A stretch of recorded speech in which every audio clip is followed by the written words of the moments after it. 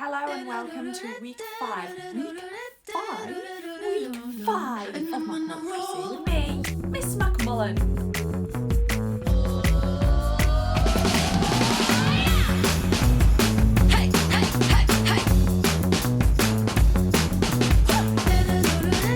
Hello. As I've just told you, I am Miss McMullen and this is week 5 of Unit 1 of Mathemoliteracy.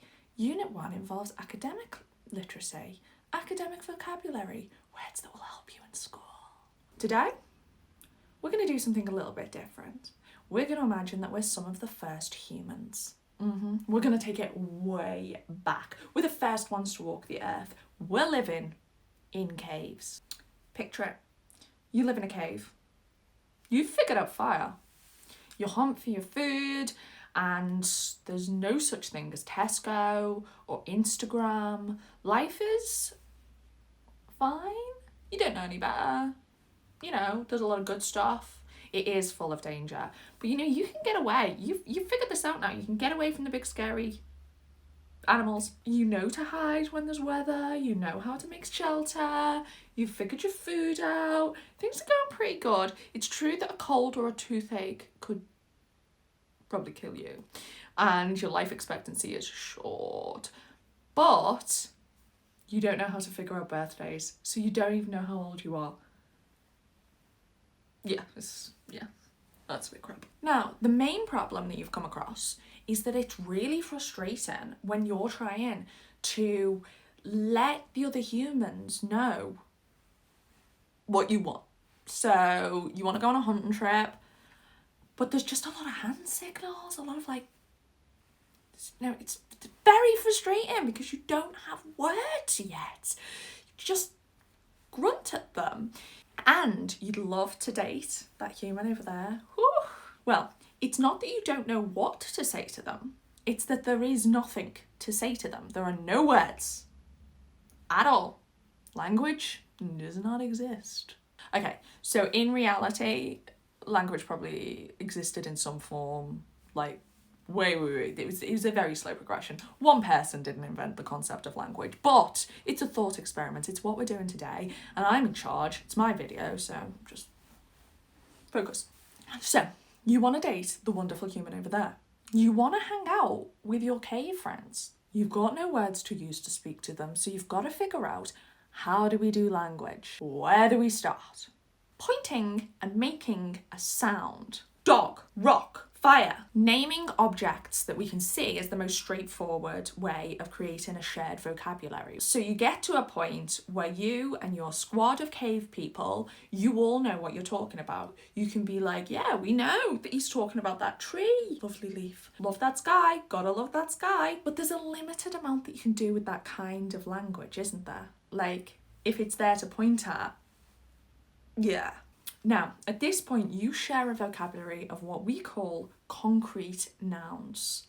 Concrete as in things that we can touch. You have named objects that exist in a physical sense that you can go up and grab. Sometimes you shouldn't. If it's another person, never grab them. Well done. This is very handy, but you're not going to have the best conversations if you're just sitting around and repeating things that you can see, or even things that you can't see because you remember the words and you're just like, yes, I remember a tree. But you can't. All you just say is, tree. Concrete nouns, great to use, bulk of vocabulary, but also you need more than that. And you know, there's that wonderful human over there that you'd really like to ask out on a date, but how do you ask them out for a date? Because a date isn't a concrete noun, is it? The being on a date, that's not a concrete noun. That's not something you can pick up on. And all that love that you can feel inside for cave person over there, cave crush. Love you, cave crush. So much love inside of me. But there's no word for that because it's not a concrete noun. It's not something that you can pick up. You can't be like, oh, love.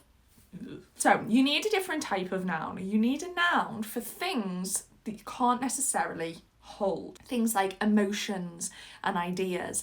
They exist, but they don't exist in the same way that concrete nouns do. So when you're talking about emotions and ideas, you've discovered abstract nouns. You can't touch them, but you know that they're there. Your world is suddenly becoming pretty complex because now you've got a way to articulate things to do with revenge and hate and anger, but also joy and happiness. So now there is a word for the way that you feel about your cave crush. You see them and you feel love, or you feel joy, or you feel happiness. It's nice. So now you've got a way to describe the way you feel about your cave crush, but what about a word for your cave crush? They're human, yes, but they're so much more than that.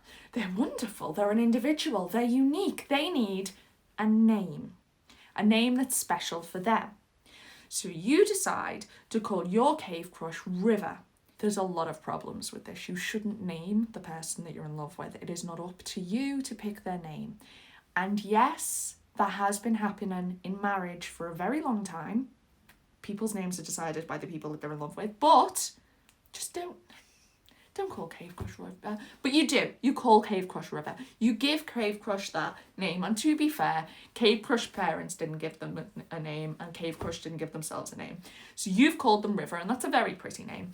And you give it a capital letter. The reason that you give it a capital letter is because River isn't just the same as a river flowing by. River is special. River is a human with a soul and a personality and things that they enjoy doing, like throwing arrows and making fire. My knowledge of what cave people do is limited. So River gets a capital letter because River is a proper noun. A proper noun is a name for something, a specific thing.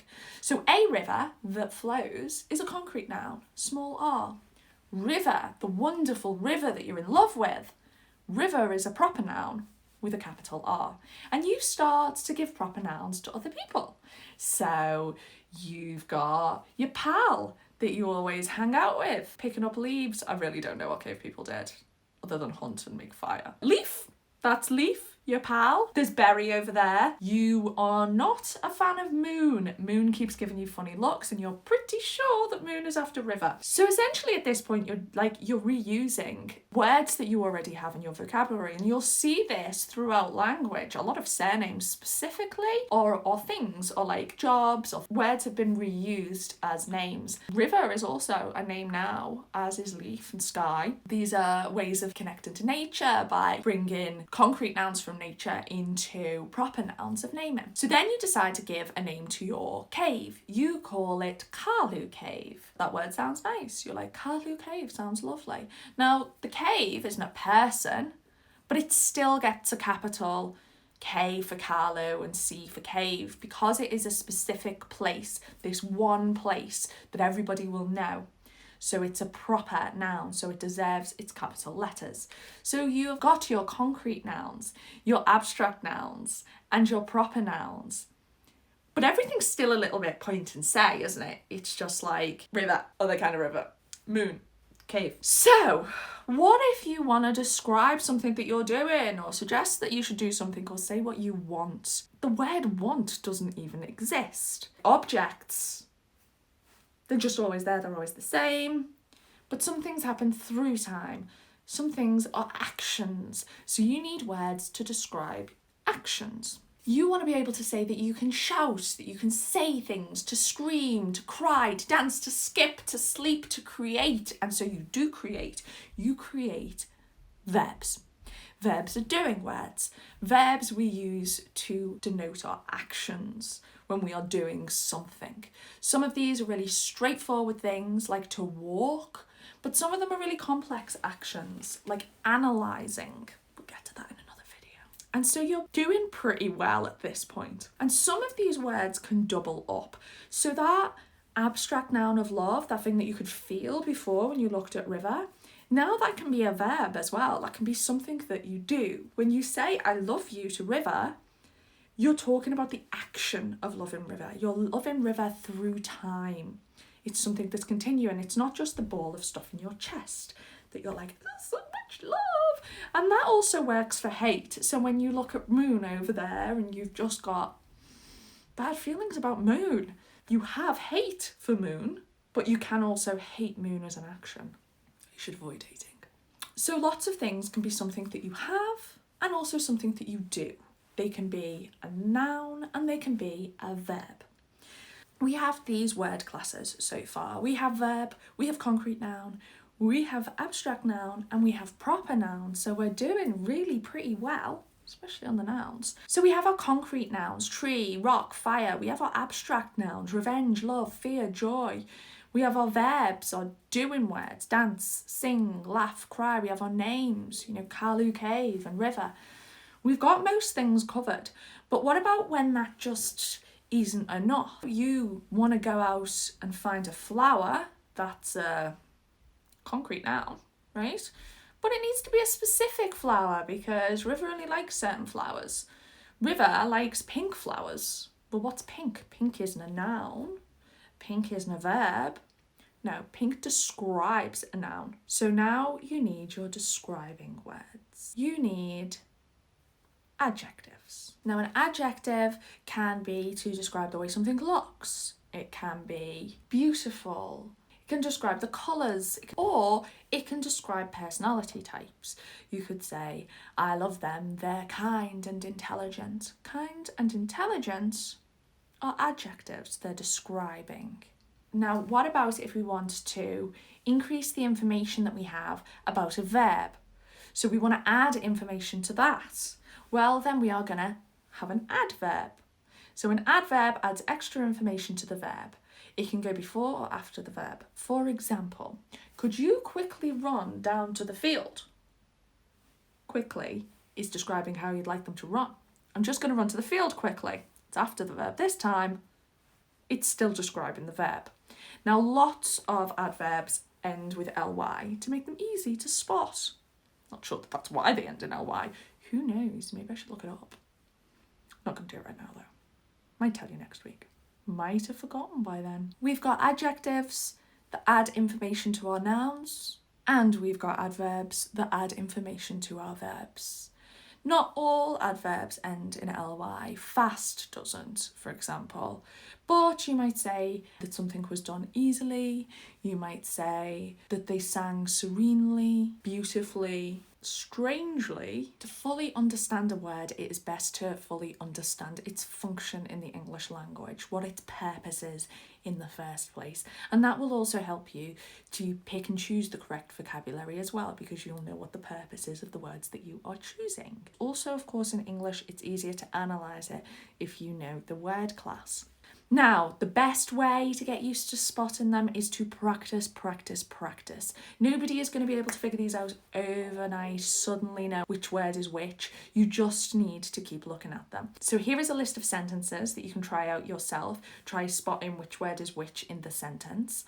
Or you are also welcome to click on one of these links, which will take you to a variety of Macma literacy quizzes that will help you to identify word class. And that is all from me this week. I will see you next week. Have a lovely life until then. Bye. Maybe I should get a tan. Thank you for joining us for another week on Macma Literacy. If you enjoy starting with a word and then ending up in a rambling journey to who knows where, then I suggest that you hit like and subscribe. Also, if you just want to be a pal, like and subscribe. See you next week.